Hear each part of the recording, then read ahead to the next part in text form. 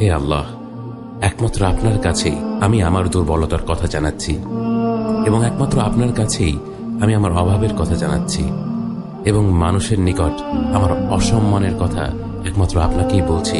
হে আরহামার রাহিমিন, আপনিই তো প্রতিটি দুর্বল ব্যক্তির রব এবং আপনিই আমার রব।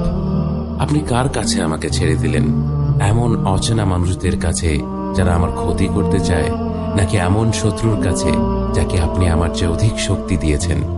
হে আল্লাহ, যদি আপনি আমার উপর রাগ না করে থাকেন তাহলে এর কিছুতে আমার কিছু আসে যায় না, কিন্তু আপনার আশ্রয় পেলে আমার পরিস্থিতি আরেকটু সহনীয় হবে। হে আল্লাহ, আমি আপনার চেহারার নূরের কাছে আশ্রয় চাই, যা সব অন্ধকারকে